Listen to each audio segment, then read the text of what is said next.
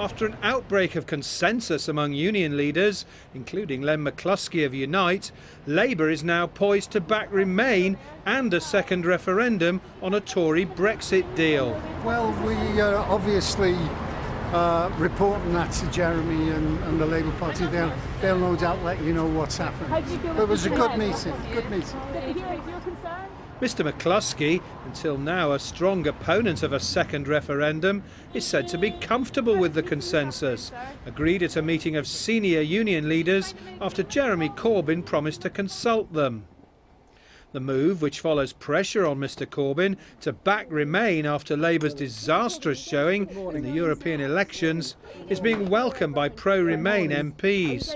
We are deadlocked, and if the view is now taken that whatever deal the current government negotiates must be put to the people in a referendum and that Labour will unequivocally campaign for Remain, then that is something that will be widely welcomed in the party. Labour's shift towards Remain began at the party's conference last September, when the shadow Brexit secretary, Sir Keir Starmer, said nobody was ruling out Remain.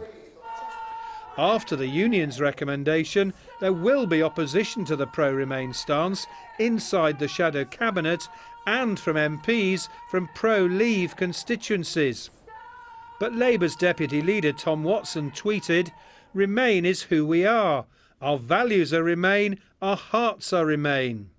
Today is a step in the right direction, but our members and supporters are clear that any kind of Brexit gives us less than we have now, and Labour should not support it. Senior Labour MPs believe the union's decision will help the shadow cabinet when it meets here in Parliament today to move to a more pro-Remain policy on Brexit. But Labour is also facing more difficult issues in the next few days. Labour's Disputes Committee is meeting today to reconsider the suspension of pro-Corbyn MP Chris Williamson for saying the party had been too apologetic about anti-Semitism. But the union leader's vote stance means that on Brexit at least, Mr Corbyn will now have the unions, most Labour MPs and most party members behind this new position, if he backs a second referendum.